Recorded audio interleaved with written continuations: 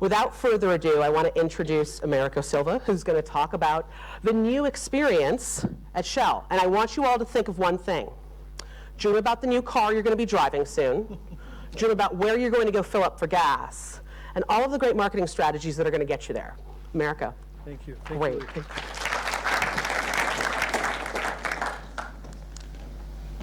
Well, good afternoon, everyone.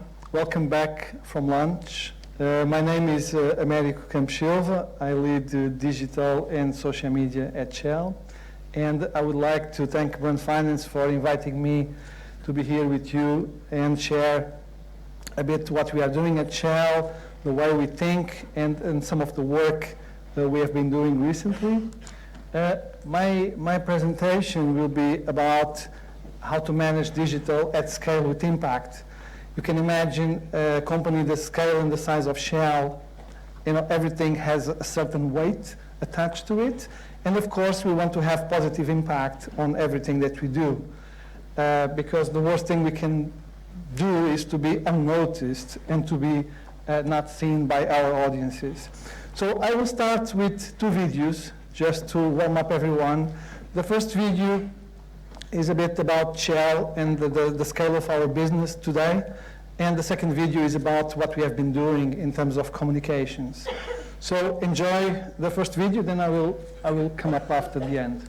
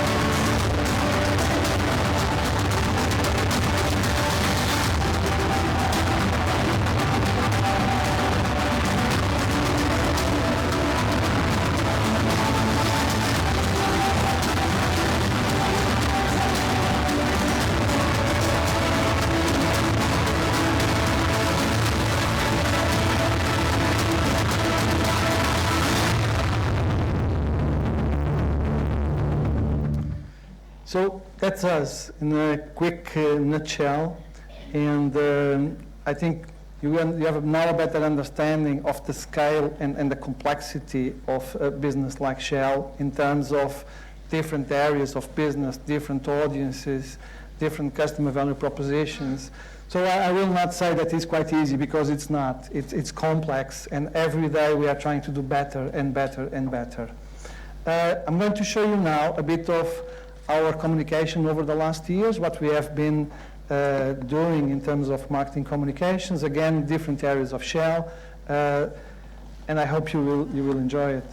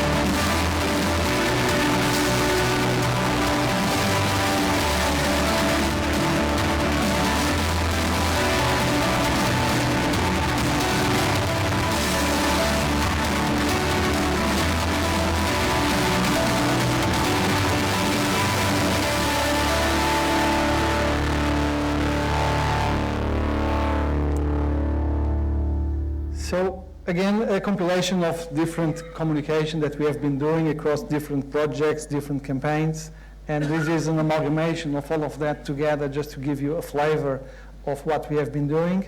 And I'm going now to what is really the subject of my presentation, and these are the 5 key points I want to talk about with you today. The first one about intelligent risks. The second about investing in experienced hire. What does that mean today in 2018? Alignment for faster scale-up. Understanding the challenge and the landscape around us. And finally, a can-do attitude in a real-time world that we have today. And what does each of these points means today when you work in a global organization and you work in marketing and you are fighting against the lack of attention that exists from all of us to the brand messaging out there. So the clutter that exists today around us is really difficult. The old days of having a TV commercial in prime time where a captive audience would listen to us, those days are gone a long time ago. So today, if you really want to break through and if you want to be noticed, you have to do things very, very differently. So let's talk about intelligent risks and what I mean by intelligent risks.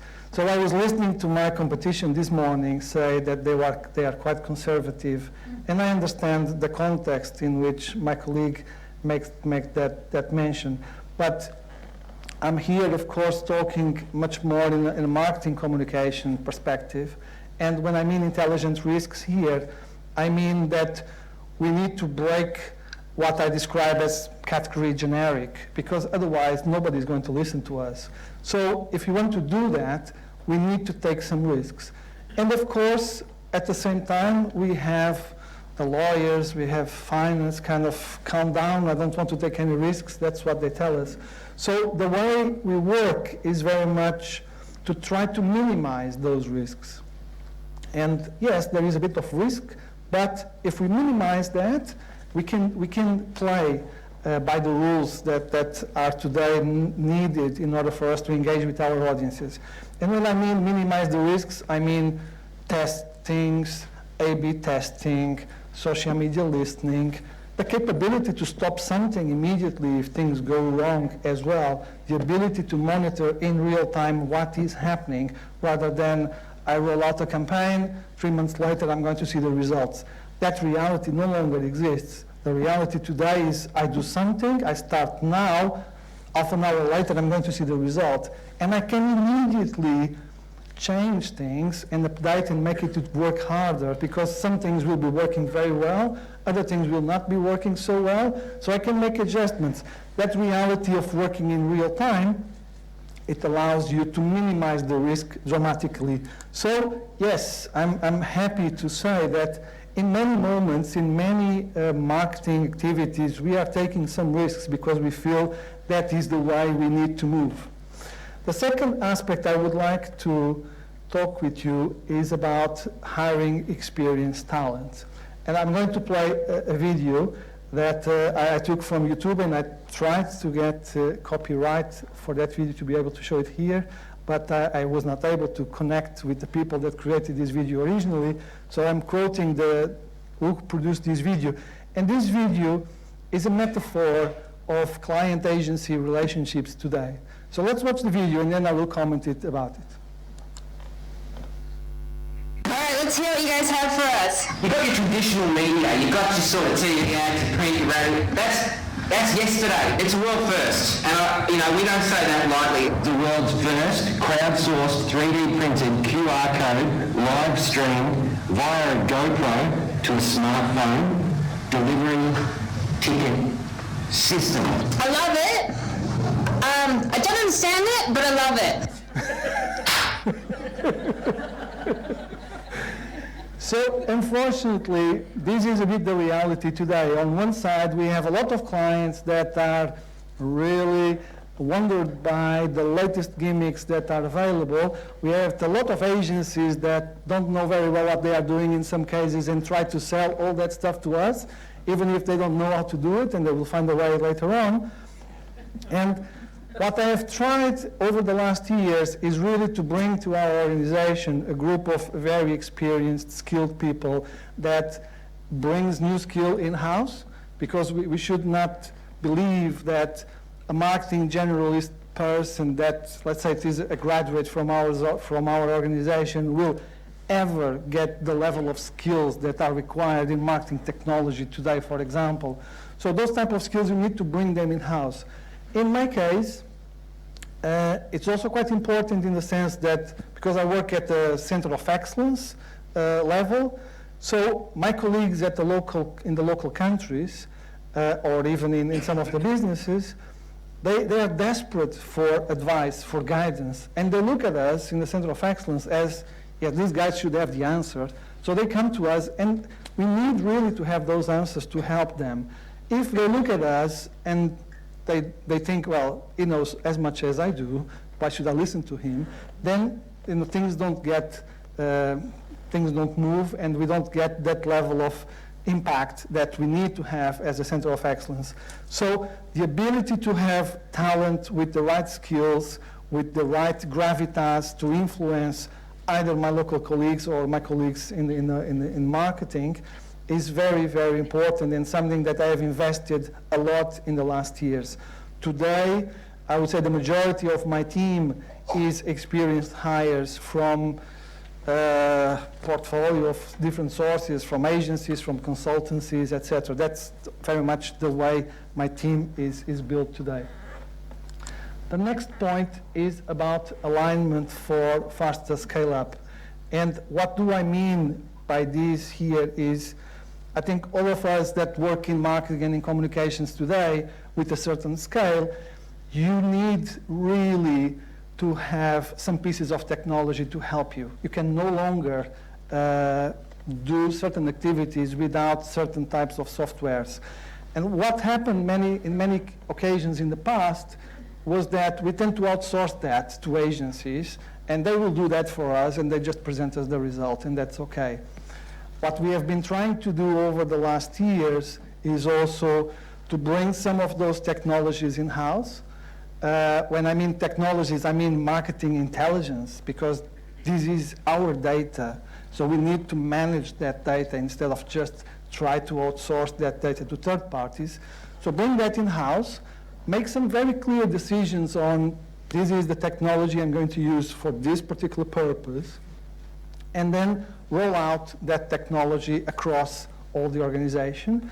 And I remember the first decision that we have made at this level some years ago was when we decided to move to one single ad server 6-7 years ago. And at the time, that was quite a bold decision because it was quite unusual to do this. Today, we have done that with social media listening, with social media management, with content management systems, with all our analytics suite. All that is one tool that is deployed all across Shell, across all the businesses globally. And that allows us to have a level of consistency on the data that some years ago was just impossible, and deliver better results at the end. And ultimately also get the better pricing, because if we are able to do these things with a certain scale, prices will tend to drop. And just the ability in terms of savings that you have on capability building to understand those tools, etc., is really, really significant. So that's very much the way we have been working today. Moving to the next point, which is about understanding our changing landscapes. I think all of us that work in marketing and communications, we all know how much this is important. And it has always been important. Since the very early days of marketing, understanding consumers, understanding what is around us, cultural trends, all those type of things, has been always very important. Today, I would say, is disproportionately important, because the world out there just moves much faster than our organizations. So we need really to learn, and when I mean learn, I mean self-learn, because I cannot wait for a training that is going to happen in 6 months. If I need to learn something, I need to learn by myself. And the ability to be curious, if you work in marketing, is what is going to make you successful. Because if you rely on third parties to help you to learn certain things, most likely those third parties will have some vested interests, and you need to be very careful that you don't play to their vested interests. You need to know as much as any of your suppliers, because ultimately you need to guide them on what they need to do for you, rather than outsource to your suppliers the decisions that you should be making inside your organization. My final point is about a can-do attitude. And what I mean here is really to think beyond great PowerPoint slides, great strategies, bring things to life, make things happen, do it small, do it without your boss knowing and ask for forgiveness afterwards. There is no problem with that. Of course, you need to follow the protocols and all the right policies of the company, but don't wait to have everyone aligned in the organization around something that you want to do, because otherwise, most likely, you will be late. And the world out there requires later on that you do something else different. So this ability to push things, make things happen, and of course bring the organization with you, it will pay back to you at a later stage. And if we fail, I think today, tolerance for failure is much, much higher than it used to be in the past. So we need to take advantage of that. And if you work in marketing, we need to try new things. And some of them will be quite successful, others will fail. As far as we learn from those mistakes, that's absolutely fine. Another aspect I want to talk about is a can-do attitude in a real-time world that we live today.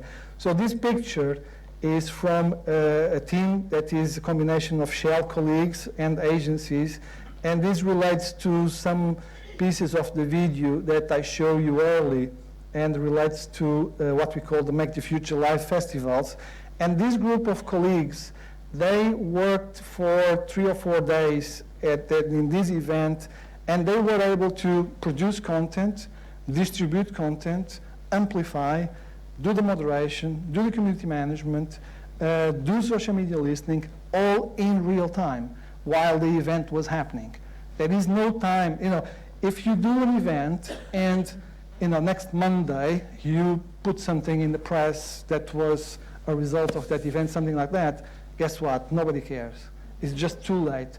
People, they want to know what is happening now, and they expect us as brands to behave that way. Today, to be seen by our audiences, to be allowed to participate in their conversations organically without interrupting them, we need to overcommit, overdeliver. That's what consumers expect today from the brands, that they will allow to go into their news feed in a way that they feel it's interesting, that they want to engage with.